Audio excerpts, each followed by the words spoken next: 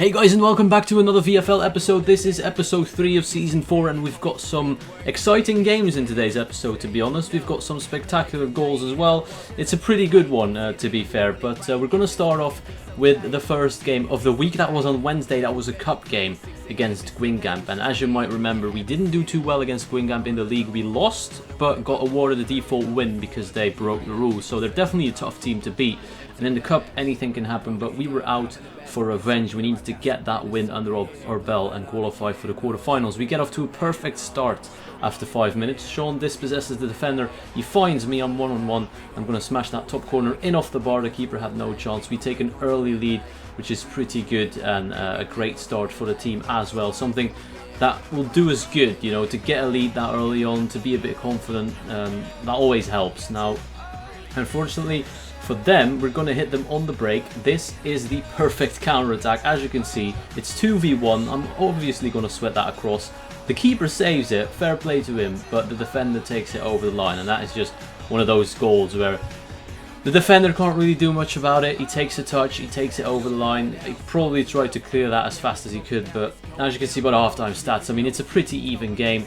We took our chance as well. We only had 2 shots on target. We scored 2 goals, and we kept them out relatively well at the back. But the Guingamp, as I said, they are a strong side, and we do struggle against sides like this. They get a few chances towards the end of the game, but it isn't until the referee blows for one of the cheapest penalties you'll ever see that they actually have a good chance to score. That's probably the only thing that was really dangerous in that second half. They slot the penalty away 2-1, and I mean, you can watch it back. I didn't see a penalty foul in there, but we hold on to the win, a 2-1 win in the cup, and we move on to Friday's games. But unfortunately on Friday I was not there. I could not play, I could not make it, and we lost 1-0, which is a big shame. Felt a bit bad. I wish I was there. Not that it would have changed anything, but you never know.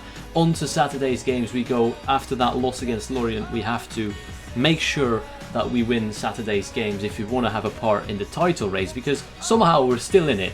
Don't ask me why, we're still in the title race. So on Saturday's game, you can see by the lineup, we're missing a right back. You know, not a lot of players are available at this time of the season. I don't know really what it was. It was a transfer window last week. We didn't really do too well. We didn't have enough backup players to rely on, but we're playing Gazalek, and this is one hell of a game.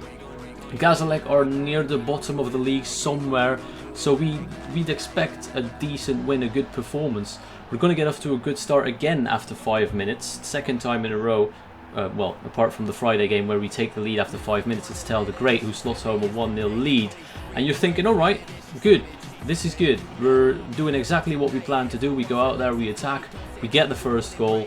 It's looking good, but unfortunately, it's not going to last, because the CPU right back there was nowhere to be found. Otto had to drift out wide a little bit to try and cover. He couldn't get there in time. Just where is the right back there? That's my question. They make it 1-1. Gazalek, to be fair to them, they put up one hell of a fight. They were better than we expected, and it's actually going to get worse because they get another chance here, and it's only it's just an impeccable finish, to be honest. There's nothing Seven could have done about that. They take the lead in the 45th minute. Fantastic goal by the Gazalek striker, and we're 2-1 down. We did not expect this to happen, and as you can see by the halftime stats, it was quite an even game. They had a bit more of the possession, same amount of shots, but at that point our striker Sean already lacked out. We had about 4 or 5 players being controlled by our Any, and that does not help things. We struggled a lot. On the hour mark though, I managed to get myself a pen. Of course I'm going to take it myself, and we need to slot this away to get back into the game. I'll make it 2-2, so we're back in the game, and you're thinking, right, now we're going to push and go for that win. Unfortunately, our left back, who, to be fair, hasn't played all season, makes a horrible mistake, and it's punished. I'm just going to say it how it is. That was a horrible mistake at the back by our left back, and we get punished for it. We're 3-2 down in the 80th minute. If we lose this one, it's bye-bye to the title. Luckily for us, in the 88th minute, Tel plays me through. I managed to bag myself my second goal of the game. We're 3-all. Into extra time we go. Tel gets the chance, he gets tackled. Nathan Harness is going to hit it with Sean's pro, and he's just going to smash that into the back of the net. 4-3. The emotions were insane. when we scored that. 2 goals in 2 minutes to give us the win and to stay in the title race was absolutely mental. It was insane. We get the win in what is probably the most exciting game of the season. Not the best game because we missed a lot of players, some players lagged out. It wasn't our best performance, but it definitely was the most exciting game I've played so far this season. And we go on to the second game of Saturday, of course. Still have to play that one as well. On the back of that win, we're looking for another win against Troyes, who were last year's champions, but for some reason are near the bottom this season. They're not doing well. They're somewhere 17th, I think. So once again, we're expecting to do well and to hopefully get a win on the board early on in the 20th minute. A bad clearance. I'm going to pounce on that, score. The 1-0 lead is what we need, and hopefully we can hold on this time and not concede 3 goals. But yeah. Troyes, I don't really know what it is. They won the league, they won the cup, and now they're somewhere at the bottom. I don't get it. We absolutely dominated as well. It wasn't like Gazalek. Gazalek was an even game. Gazalek was better than Troyes. We absolutely dominated Troyes in that first half, as you can see by the possession and the stats. I tried to catch out the keeper, but to be fair to him, he was pretty good. He kept them in the game at some point, and so did Seven with that fantastic save in the 70th minute to keep it at 1-0. We keep the clean sheet that we desperately needed. We couldn't kill them off, unfortunately. We only had the 1 goal. We couldn't get that second one, but we get the 3 points, and that's the most important thing. So 2 wins on the trot going into Sunday's games. Pretty good. Once again, we just want to keep that going, keep the wins coming, and hopefully see where we'll end at the end of the season. After this weekend, there's 4 games left, so we want to do as good as possible. But in the Montpellier game, it takes a huge mistake from the keeper to take the lead, and Sean is always there to intercept and make the most out of it, and he did. He makes it 1-0. Pretty good start again.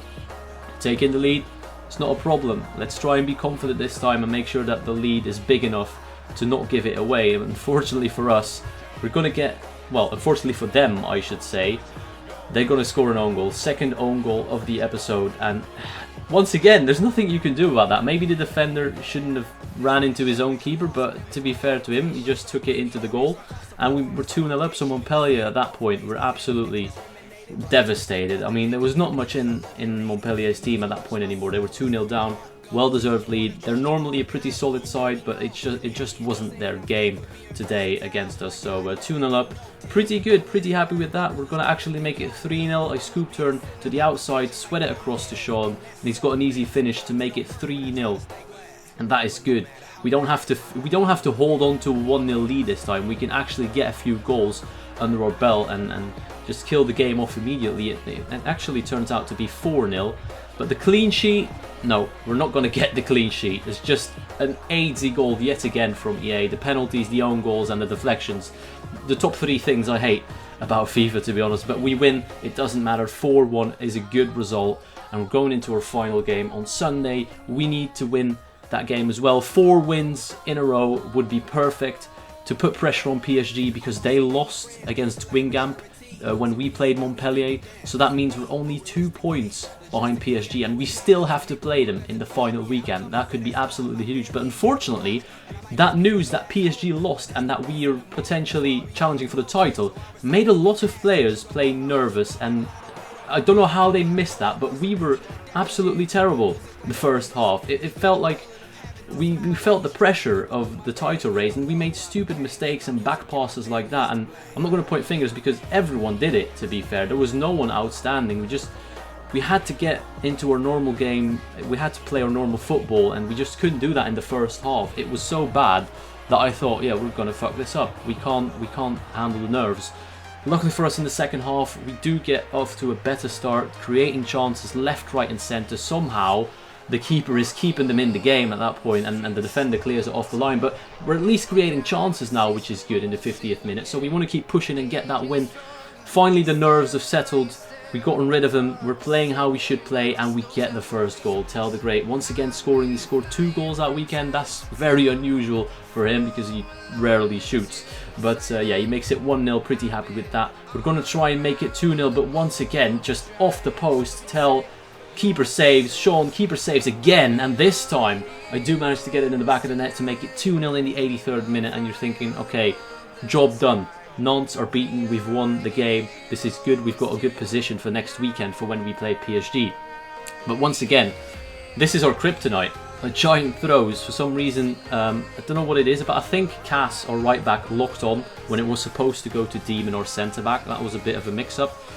Probably Cass's fault slightly, not that he meant to do it like that, but yeah, it's 2-1. Thank God Sean makes it 3-1, and that is definitely game over because we're in the 90th minute. They're not going to get back into it at that point. We make it 3-1, we're going to win that game 3-1, and that means we've won 4 games in a row. If only we had won that Lorient game, we would have been top of the league, but it is how it is.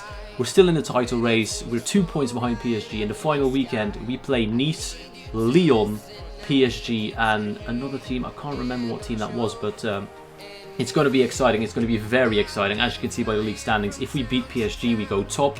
Lyon, once again, will have a huge role in the title race because they have to play us and PSG. They can potentially decide who becomes champions. So it's going to be an interesting weekend next week. I hope you're looking forward to that, and I hope you enjoyed. I want to thank you all for watching. I'll see you all later.